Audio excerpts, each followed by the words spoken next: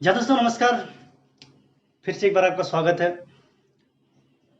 दो मुँहे सांप की कहानी आपने सुनी होगी, कुछ लोगों ने सुनी होगी, कुछ लोगों ने नहीं सुनी होगी। खैर, दो मुँहे सांप और कांग्रेस पार्टी का कोई संबंध नहीं है, लेकिन कहानी कुछ वैसी ही है। कांग्रेस पार्टी जिसके बहुत लोग फॉलोअर भी हैं और जिसने बहुत वर्षों तक इस देश को लूटा भी है और लूटने वालों का भरपूर साथ दिया है। आज फिर से वही एक चर्चा जाहिर हो गई है, चर्चा शुरू हो गई है कि नीरव मोदी, जिसका विरोध राहुल गांधी करते नहीं थकते थे, पानी पी पी के कोसते थे और उनके अकॉर्डिंग सारे मोदी चोर हो गए थे। जब नीरव मोदी का केस ओपन हुआ था और उसका भ्रष्टाचार, उसका घोटाला पूरे दुनिया में छा गया था, तो राहुल गांधी उस समय में बहुत बचाव किया करते थे बहुत लोगों का, और बहुत लोगों का विरोध किया करते थे। पानी पी पी के कोस रहे थे कि नीरव मोदी, ललित मोदी, मेहुल चौकसी, ये सब मोदी जी के दोस्त हैं। दोस्तों, जब खुलासा हुआ कि खुद कांग्रेस पार्टी और इसके पार्टी के बहुत बड़े लीडर उसको बचाने में इन्वॉल्व है,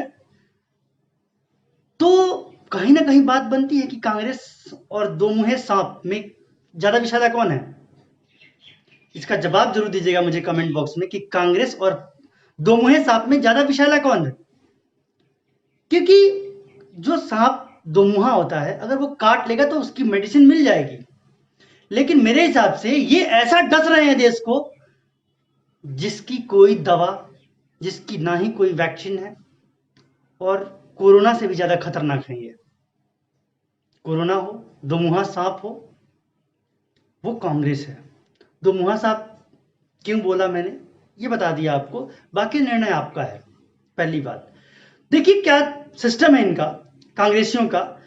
ये गांधी परिवार का सिस्टम आज से नहीं, बहुत पहले से यही रहा है कि एक तो लूटो, लुटवाओ, जिनसे लुटवा रहे हो उनके में कमीशन का भागीदार बनो, और फिर उसके बाद उसको बचाओ।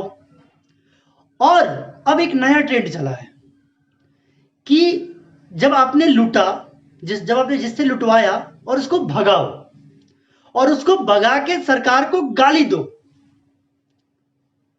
और जब ये सब कुछ खुला, ये सारी बातें मार्केट में ओपन हुई, तो निकल लो बैंकॉक। इसका संबंध भी राहुल गांधी से नहीं है कि आप जाते होंगे बैंकॉक, मुझे नहीं पता, बट ऐसा जनरली होता है कि जब चीजें खुल जाती हैं तो लोग दुम दबा के भाग लेते हैं। जो सांप होते दो मुंह है, वो घुस जाते हैं बिल में अपने।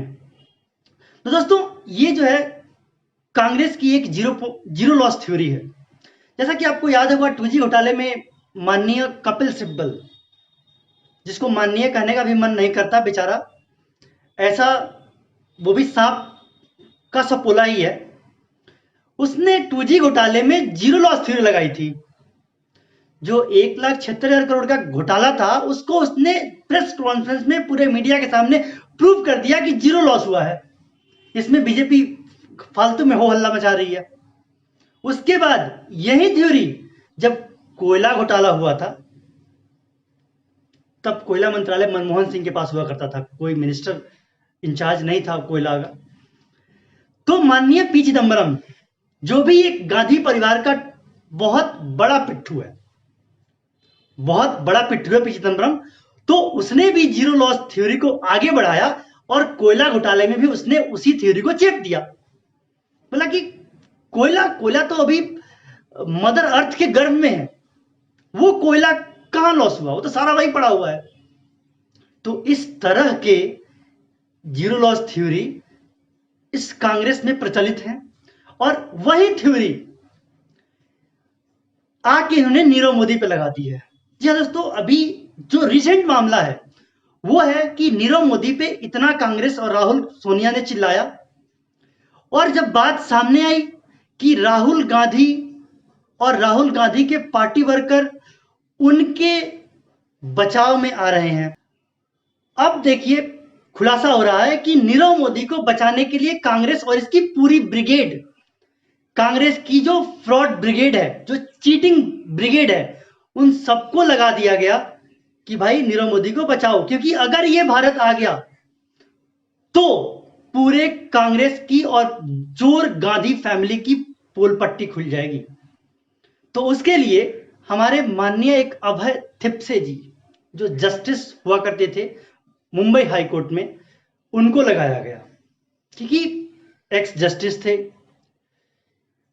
इंडियन जुडिशरी सिस्टम में तो अच्छा खासा उनको सो कॉल्ड लॉ की जानकारी मानी जा सकती है, और विदेशों में खासकर मानी जा सकती है, क्योंकि एक जस्टिस जो रिटायर हो रहा है तो ऑब्वियस है कि उसके पास जानकारी होगी। तो उनको वीडियो कॉन्फ्रेंसिंग से एज अ गवाह पेश किया गया उनको, और उनको कहा गया कि इंडियन जुडिशियल सिस्टम में अगर चीटर किसी वैसे इंसान को चीट नहीं कर रहा जो क्लेम कर रहा है, और वो किसी और को चीट किया है उसने, जैसे नीरव मोदी के केस में है कि उसने पीएनबी को चीट किया है, so he may be fraud for PNB but not for Indian government. तो जो इंडियन गवर्नमेंट केस चला रही है वो केस कहीं ठहरता है नहीं इंडियन जुडिशरी सिस्टम में। अब ये कहीं ना कहीं वही जीरो लॉस थ्योरी नहीं है, मतलब ये हुआ कि इंडियन गवर्नमेंट को कोई भी लॉस नहीं हुआ नीरव मोदी से। नीरव मोदी संत है और नीरव मोदी ने कोई गलत काम नहीं किए। ये कांग्रेस के पार्टी और जो कि एक नेता है और गांधी के बहुत करीब हैं, सोनिया और राहुल के बहुत करीब हैं। वैसा आप ये भी कह सकते हैं कि गांधी परिवार के करीबी वही हो सकते हैं जो बहुत बड़े चोर हो सकते हैं, बहुत बड़े लुटेरे होंगे और दुमुहा सांप टाइप लोग होंगे। तो ये बहुत करीबी हैं, जस्टिस भी हैं, तो इन्होंने अपना पक्ष रखा और नीरव मोदी को बचाया। उसके बाद जब चीजें खुलने लगी परत दर परत, तो पता यह भी चला कि राहुल गांधी तक, उनके छोटे छोटे प्यादों को तो छोड़ दीजिए, राहुल गांधी तक जो पूरी कांग्रेस की ब्रिगेड है, जो करप्ट ब्रिगेड है, उन सब ने नीरव मोदी के पार्टियों में खूब एंजॉय किया है। अब खूब एंजॉय किया है तो उसका डेफिनेशन अब आप समझ सकते हैं कि क्या क्या किया होगा, बट पार्टियों में एंजॉय किया है, इसमें कोई दो राय नहीं है। वो हर एक पार्टियों में शिरकत किए हैं, इवन राहुल गांधी के साथ भी बहुत सारे पिक्चर्स हैं नीरव मोदी के, उस लुटेरे के, जिसको कि बाद में राहुल गांधी गलिया रहे थे। तो चीजें जब खुलने लगी तो कांग्रेस पार्टी और इसकी पूरी ब्रिगेड अब बाहर आने का नाम नहीं ले रही है। और पिस गए कौन? अभय थिप्से जी। ये माननीय ऐसे जस्टिस रहे हैं जिनके नाम की कलंक गाथा आप सुनेंगे तो आप दंग रह जाएंगे कि इन कांग्रेसियों ने किस तरीके से इस जुडिशियल सिस्टम को भी अपना बंधक बना लिया था। इससे पहले भी मैं एक बातचीत में बता चुका था कि इस कांग्रेस फ्रॉड परिवार का पूरा सिस्टम पे कब्जा था, अवैध कब्जा था, पूरा कॉन्स्टिट्यूशन बंधक था इनका। वो इस बात से भी प्रूव होता है कि जस्टिस, वर्किंग जस्टिस तक इसके इशारे पे काम करता था, इस गांधी परिवार के इशारे पे काम करता था। और ये कैसे, ये बताऊंगा मैं आपको याद होगा बेस्ट बेकरी कांड हुआ था, बम धमाका हुआ था, जिसमें 17 में से 9 लोगों को सजा दे दी गई और कुछ लोगों को छोड़ दिया गया, कुछ लोगों को किसी बेस पे छोड़ा गया, किसी लोगों को किसी पे सजा दी गई। लेकिन वो इंटायरली अलग था और वो किसी धर्म विशेष को ध्यान में रख के किया गया था, जिसका कि बाद में सुप्रीम कोर्ट के इंटरवेंशन के बाद वो मामला वहां पे डबल बेंच में गया, मुंबई हाई कोर्ट में ही, और वहां से फिर सही फैसला आया और उसमें क्लियरली ये दिखा कि ये फैसला जस्टिस अभय थिप्से, इसको जस्टिस कहने में भी मुझे लगता है कि हम सबको शर्म आनी चाहिए, इस थिप्से ने ऐसा फैसला दिया जो सिर्फ और सिर्फ कांग्रेस पार्टी को खुश करने वाला था, कांग्रेस पार्टी को अपने जो चाटुकारिता का एविडेंस देने वाला था, ना कि एविडेंस बेस्ड था।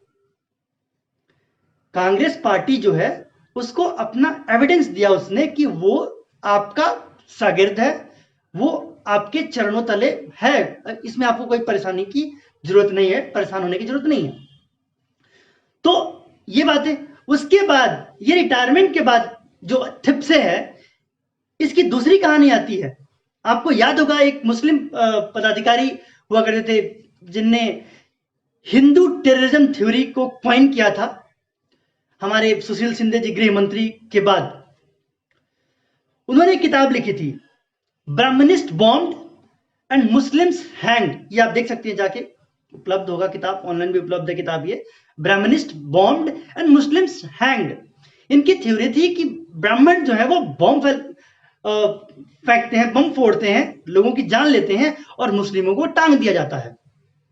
तो दोस्तों ये जो है, इस बुक का उद्घाटन करने ये अभय थिप्से गया था। अभय थिप्से, जी हां, पूर्व जस्टिस, पूर्व न्यायमूर्ति और वर्तमान राहुल गांधी और कांग्रेस पार्टी का करीबी।